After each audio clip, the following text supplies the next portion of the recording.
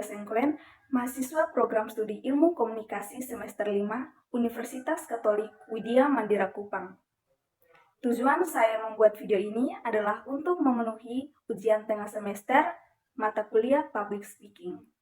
Dalam video ini, saya akan membahas tentang komunikasi di era digital.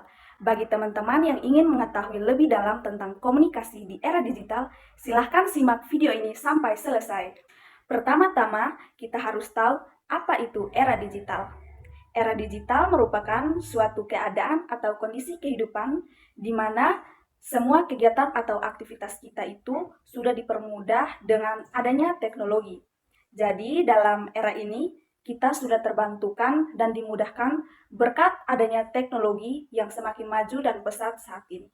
Flashback sedikit, mungkin dulu sebelum COVID-19 atau pandemi pada saat itu, tidak terpikirkan oleh kita bahwa semua aktivitas atau kegiatan akan dilakukan secara online.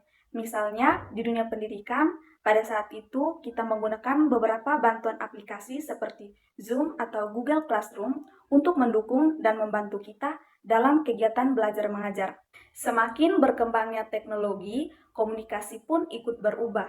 Yang awalnya komunikasi tatap muka berubah menjadi komunikasi digital yang menuntut kita semua untuk beradaptasi dengan lingkungan yang sudah berubah menjadi digital. Berbicara tentang komunikasi di era digital, kita tidak terlepas dari yang namanya dunia maya. Sebenarnya apa sih dunia maya itu? Dunia maya merupakan media elektronik dalam jaringan komputer yang biasa dipakai untuk berkomunikasi, baik komunikasi secara satu arah maupun timbal balik secara online, intinya terhubung langsung oleh internet. Dalam dunia maya, segala sesuatu dimudahkan oleh teknologi. Misalnya, dalam kehidupan sehari-hari, kita menggunakan media sosial atau internet untuk menonton video atau film, dan lain sebagainya.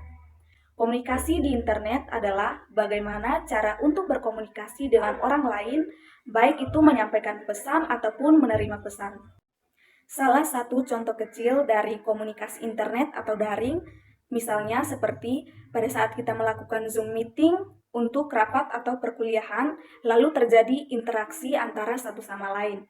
Misalnya pada saat perkuliahan melalui Zoom, dosen memberikan pertanyaan kepada mahasiswa, lalu mahasiswa menjawab pertanyaan tersebut. Ataupun sebaliknya, mahasiswa menanggapi materi yang diberikan oleh dosen tersebut. Berbicara tentang komunikasi di era digital, tentu saja memiliki kelemahan dan keunggulan tersendiri. Pertama-tama, mari kita membahas tentang keunggulan yang dimiliki komunikasi digital. Yang pertama yaitu efisiensi biaya. Dalam hal ini artinya menghemat biaya. Misalnya, ada keluarga yang tempat tinggalnya jauh dari kita tidak perlu menghampirinya secara langsung karena sekarang sudah ada teknologi seperti internet yang memudahkan kita untuk melakukan panggilan video call atau panggilan suara ataupun chatan melalui aplikasi seperti WhatsApp, Facebook, dan lain sebagainya. Lalu contoh yang lain misalnya seperti barang online, ada yang bebas ongkir, dan tentu saja kita tidak perlu ke toko untuk membayar. Keunggulan yang kedua yaitu efisiensi waktu. Dengan adanya komunikasi digital, kita lebih cepat menghubungi teman atau kerabat kita yang jauh dari kita. Lalu yang ketiga yaitu bisa dilakukan di mana saja.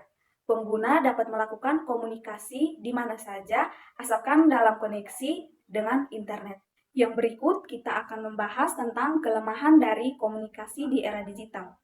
Kelemahan yang pertama yaitu terbatas untuk berekspresi. Di sini maksudnya komunikasi digital tidak mewakili emosi pengguna. Lalu yang kedua, memerlukan perangkat tertentu. Di era digital ini diperlukan perangkat yang eksklusif mirip handphone maupun komputer. Lalu kelemahan yang ketiga yaitu banyaknya informasi palsu. Banyak informasi atau berita-berita palsu yang menyebar sehingga kadang membuat kita takut dan tidak nyaman. Maka dari itu, dalam menggunakan teknologi, kita harus selalu waspada serta menyeleksi berita-berita yang muncul, apakah berita itu benar ataupun hanya berita palsu. Sekian penyampaian dari saya, semoga bermanfaat untuk kita semua. Terima kasih dan sampai jumpa.